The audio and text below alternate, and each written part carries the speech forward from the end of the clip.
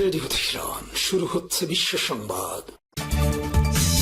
জানিয়ে দেব আমাদের হাতে থাকা সর্বশেষ গুরুত্বপূর্ণ যুদ্ধের সর্বশেষ তাজা আপডেট সংবাদ। প্রথমেই জানিয়ে দিব, কুয়েতে মার্কিন ঘাঁটিতে আবারও ইরানের ভয়াবহ ক্ষেপণাস্ত্র হামলা।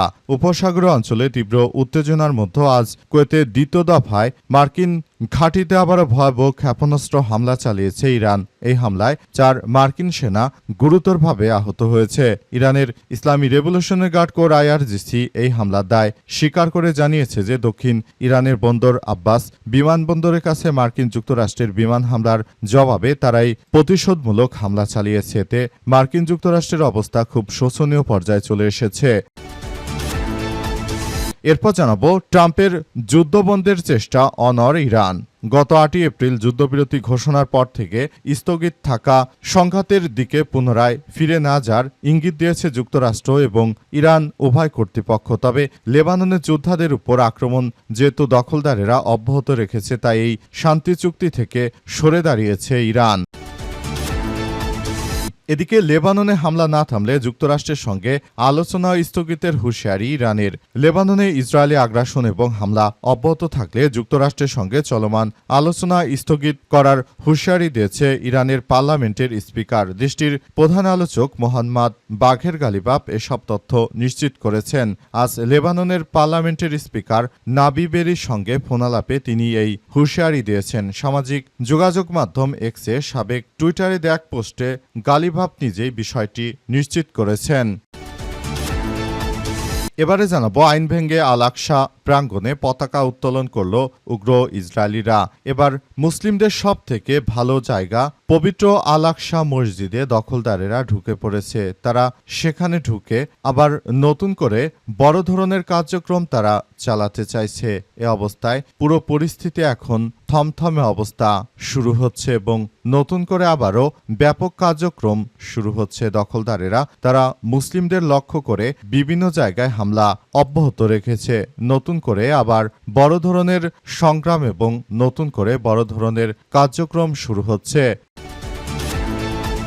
এবং সর্বশেষ জানাবো, আসিফ মাহমুদ ও হাসনাত আবদুল্লাহ চিটার বাটপার ও অমানুষ বললেন বিএনপি নেতা ফজলুর রহমান। জাতীয় নাগরিক পার্টি এনসিপির কেন্দ্রীয় মুখপাত্র সাবেক সংসদ উপদেষ্টা আসিফ মাহমুদ সজীব ভূঁইয়া এবং দলটির দক্ষিণ অঞ্চলের মুখ্য সংগঠক ও জাতীয় সংসদের এমপি হাসনাত আবদুল্লাহর বিরুদ্ধে কোটি কোটি টাকা চাঁদা দাবি ও অর্থ পাচারের এক গুরুতর বিস্ফোরক অভিযোগ তুলেছে বিএনপি নেতা বীর মুক্তিযোদ্ধা ফজা পাগলা। তিনি আবারও আসিফ মাহমুদ ও হাসনাত আবদুল্লাহ নামে মিথ্যা কলঙ্কের দাগ এঁটে দেওয়ার চেষ্টা চালিয়ে যাচ্ছেন। প্রিয় দর্শক, এতক্ষণ শুনছিলেন সংবাদ শিরোনাম, এবারে বিস্তারিত। তবে তার আগে বন্ধুরা অনুরোধ থাকবে, এই সংবাদটিতে একটি লাইক দিন। এই চ্যানেলে আপনি নতুন হয়ে থাকলে আমাদের সংবাদটি দেখতে দেখতে চ্যানেলটি সাবস্ক্রাইব করে রাখুন। কমেন্ট করে বন্ধুরা আপনার মূল্যবান মতামত জানিয়ে দিন আপনি বিশ্বের কোন দেশ থেকে বা বাংলাদেশের কোন স্থান থেকে আমাদের সংবাদটি দেখছেন এবং শুনছেন। আর বন্ধুরা, সংবাদটি আপনার সোশ্যাল মিডিয়া ফেসবুকে শেয়ার করে বন্ধুদেরও দেখার সুযোগ করে দিন। আর আজকের সংবাদ সম্পর্কে আপনার মূল্যবান মতামত কমেন্ট বক্সে কমেন্ট করে জানিয়ে পুরো বিশ্ববাসীকে আমাদের এই তাজা আপডেট সংবাদটি দেখার সুযোগ করে দিন। আর বন্ধুরা, গাজা যুদ্ধে নিরীহ ফিলিস্তিনিদের ভালোবেসে থাকলে কমেন্টের মাধ্যমে সারা বিশ্বকে বিষয়টি জানিয়ে দিন। এবারে বিস্তারিত। আইন ভেঙে আল আকসা প্রাঙ্গণে পতাকা উত্তোলন করল উগ্র ইসরায়েলিরা। অধিকৃত পূর্ব জেরুজালেমের পবিত্র আল আকসা মসজিদ প্রাঙ্গণে প্রচলিত আইন ভেঙে ইসরায়েলি উগ্র জাতীয়তাবাদীদের এক হামলা ও অভিযানে জাতীয় পতাকা উত্তোলন ও জাতীয় সঙ্গীত পরিবেশনের ঘটনা ঘটেছে। আজ ইসরায়েলি পুলিশের নিরাপত্তায় পরিচালিত এই অভিযান প্রায় 200 জন ইসরায়েলি অংশ নেয় বলে জানিয়েছে জেরুজালেম ও ইসলামিক ওয়াকফ কর্তৃপক্ষ। ওয়াকফের তথ্য অনুযায়ী অন্তত 199 জন ইসরায়েলি আল আকসা প্রাঙ্গণে প্রবেশ করে। এ সময় কয়েকজনকে ইসরায়েলি পতাকা উড়াতে, জাতীয় সঙ্গীত গাইতে এবং আল তামুদ ভিত্তিক ধর্মীয় প্রার্থনা বা ইহুদিবাদীদের ধর্মীয় গ্রন্থের আলোকে প্রার্থনা করতে দেখা গেছে। এছাড়াও তারা ডোম অব দ্য রকের সামনে ছবি তোলা সহ বিভিন্ন কর্মকাণ্ডে অংশ নিয়েছে, যা ওয়াকফ কর্তৃপক্ষ উস্কানিমূলক বলে উল্লেখ করেছে। ইসলামের অন্যতম পবিত্র স্থান আল আকসা মসজিদ দীর্ঘদিন ধরে আন্তর্জাতিকভাবে স্বীকৃত স্ট্যাটাস কো বা বিদ্যমান ব্যবস্থার অধীনে পরিচালিত হয়ে আসছে। এই অবস্থায় মসজিদটি একান্তভাবে মুসলিমদের উপাসনালয় স্থান হিসেবে স্বীকৃতি এবং প্রবেশ, রক্ষণাবেক্ষণ ও প্রশাসনিক দায়িত্ব জর্ডানের তত্ত্বাবধানে ইসলামিক ওয়াকফের হাতে রয়েছে। তবে বহু বছর ধরে ইসরায়েলের বিরুদ্ধে এই অবস্থার লঙ্ঘন অভিযোগ রয়েছে। সমালোচকদের মতে ইসরায়েল ক্রমেই উগ্র জাতীয়তাবাদী গোষ্ঠীগুলোর প্রায় প্রতিদিনই অনুপ্রবেশ সহজ করে দিচ্ছে, যা মসজিদ প্রাঙ্গণে প্রার্থনা, নৃত্য এবং পতাকা প্রদর্শনের মতো কর্মকাণ্ড চালিয়ে যাচ্ছে এবং এই বিষয়গুলো তারা খুবই গুরুত্ব সহকারে দেখছে। দখলদারেরা তারা মূলত আল আকসাকে ধ্বংস করার উদ্দেশ্যে এই ধরনের কর্মকাণ্ড পরিচালিত করছে। ট্রাম্পের যুদ্ধবন্ধের চেষ্টা, অনড় অবস্থানে ইরান। মার্কিন যুক্তরাষ্ট্রের প্রেসিডেন্ট এবার হাড়ে হাড়ে টের পাচ্ছে যে এই যুদ্ধ তাদের জন্য খুবই বড় ধরনের বিপর্যয় ডেকে নিয়ে এসেছে। তাই মার্কিন যুক্তরাষ্ট্রের প্রেসিডেন্ট ডোনাল্ড ট্রাম্প তিনি আসলে ইরানের সঙ্গে এই যুদ্ধ বন্ধ করতে চাইছেন। তিনি চাইছেন যে খুব দ্রুততম সময়ের মধ্যে মার্কিন যুক্তরাষ্ট্র এবং ইরানের মধ্যে এই যুদ্ধ বন্ধ করা হোক। কিন্তু ইরান এই যুদ্ধ বন্ধ করতে চাইছে না। ইরান চাইছে যে যুদ্ধ আরও দীর্ঘায়িত হোক এবং মার্কিন যুক্তরাষ্ট্রের অর্থনীতি একদম চূর্ণ বিচূর্ণ হয়ে যাক। কিন্তু পুরো পরিস্থিতি এমনভাবেই চালিয়ে যাওয়া হচ্ছে যে সবকিছু ধ্বংসস্তূপে পরিণত হচ্ছে।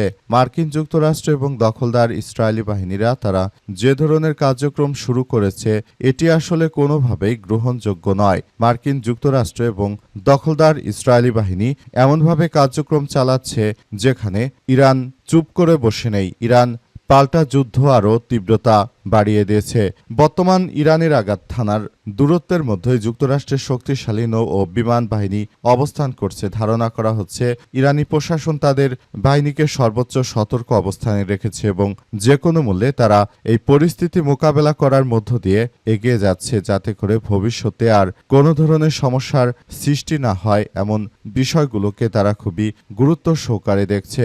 মার্কিন যুক্তরাষ্ট্র এবং দখলদার ইসরায়েল বাহিনীরা তারা যে ধরনের কার্যক্রম আসলে চালিয়ে যাচ্ছে এটি সবার জন্য খুবই ভয়াবহ এক বিপর্যয়কর পরিস্থিতির মধ্য দিয়ে এগিয়ে যাচ্ছে। যে কোনো মূল্যে এই বিষয়গুলোকে তারা খুবই গুরুত্ব সহকারে দেখছে।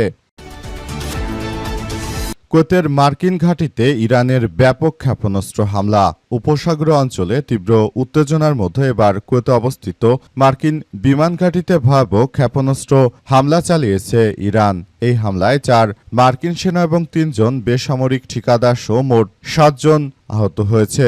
ইরানি ইসলামী রেভলিউশনারি গার্ড কোর IRGC এই হামলার দায় স্বীকার করে জানিয়েছে যে দক্ষিণ ইরানের বন্দর আব্বাস বিমানবন্দরের কাছে মার্কিন বিমান হামলার জবাবে তারা এই প্রতিশোধমূলক আক্রমণ চালিয়েছে। IRGCর মুখপাত্র লেফটেন্যান্ট জেনারেল কর্নেল ইব্রাহিম জলফুগারি জানিয়েছেন যে বন্দর আব্বাসে মার্কিন হামলার মাত্র কয়েক ঘন্টার পর স্থানীয় সময় ভোর 4:50 এই পাল্টা ক্ষেপণাস্ত্র নিক্ষেপ করা হয়। অবশ্য মার্কিন সেন্ট্রাল কমান্ড সেন্টকম এই সত্যতা স্বীকার করলেও দাবি করেছে যে কুয়েতের আকাশ প্রতিরক্ষা ব্যবস্থা সফলভাবে ইরানি ক্ষেপণাস্ত্র প্রতিহত করতে সক্ষম হয়েছে। কিন্তু বাস্তবের তথ্য মতে কুয়েতে যে আক্রমণ চালিয়েছে মার্কিন যুক্তরাষ্ট্রের বিরুদ্ধে সেই আক্রমণ মার্কিন যুক্তরাষ্ট্র ঠেকাতে পুরোপুরি ব্যর্থ হয়েছে। মার্কিন যুক্তরাষ্ট্র তারা মনে করেছিল যে তারা হয়তো এই যুদ্ধ শুরু করেছে, যুদ্ধে ইরান হেরে যাবে, কিন্তু দেখা গেল ভিন্ন। ইরান এই যুদ্ধে হেরে যায়নি, বরং যুক্তরাষ্ট্র এই যুদ্ধে হেরে যাচ্ছে। মার্কিন যুক্তরাষ্ট্রের প্রেসিডেন্ট ট্রাম্প তিনি নিজে ধরাশায়ী হয়েছেন এই যুদ্ধ শুরু করে। এখন তিনি হাড়ে হাড়ে টের পাচ্ছেন যে ইরান কি জিনিস। তিনি যদি এই যুদ্ধ অন্যায়ভাবে ইরানের উপর চাপিয়ে না দিতেন তাহলে হয়তো বিষয়গুলো এদিকে এমন পর্যায়ে যেত না বলে মনে করছে বিভিন্ন রাজনৈতিক বিশ্লেষকরা। তারা আরও জানাচ্ছে যে বিষয়গুলো নিয়ে তারা খুবই গভীরভাবে চিন্তা করছে এবং ভবিষ্যতে তারা বিষয়গুলোকে কোন দিকে নিয়ে যাবে সেই বিষয়গুলো নিয়ে তারা কার্যক্রম পরিচালনা করছে। লেবাননে হামলা না থামলে যুক্তরাষ্ট্রের সঙ্গে আলোচনা স্থগিতের হুঁশিয়ারি ইরানের। লেবাননে ইসরায়েলি আগ্রাসন এবং হামলা অব্যাহত থাকলে যুক্তরাষ্ট্রের সঙ্গে চলমান আলোচনা প্রক্রিয়া স্থগিত করার হুঁশিয়ারি দিয়েছেন ইরানের পার্লামেন্টের স্পিকার ও দেশটির প্রধান আলোচক বাগের গালিব আব্বাস। লেবাননের পার্লামেন্টের স্পিকার নাবিহা বেরির সঙ্গে ফোনালাপে তিনি এই হুঁশিয়ারি দিয়েছেন। সামাজিক যোগাযোগ মাধ্যম এক্সে দেয়া এক পোস্টে গালিবা বিষয়টি নিশ্চিত করেছেন। তিনি জানান যে মার্কিন যুক্তরাষ্ট্র তারা ইরানের বিরুদ্ধে আক্রমণ বন্ধ করেছে ঠিকই, কিন্তু তারা সেখানে লেবাননে নিরীহ মানুষ হত্যা করছে।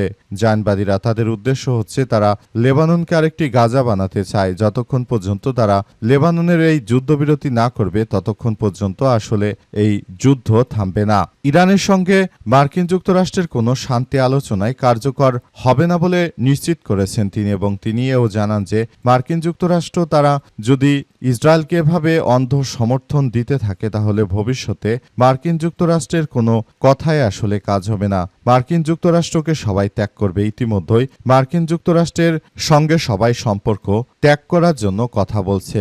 আমরাও চাই যে মার্কিন যুক্তরাষ্ট্রের সঙ্গে সব ধরনের সম্পর্ক স্থগিত করতে হবে এবং এই বিষয়গুলোকে খুবই গুরুত্ব সহকারে দেখতে হবে বলে নিশ্চিত করা হয়েছে, এবং সবকিছু যার যার জায়গা থেকে পুরোদমে এই বিষয়গুলোকে খুবই গুরুত্ব সহকারে কার্যক্রম চালিয়ে যেতে হবে।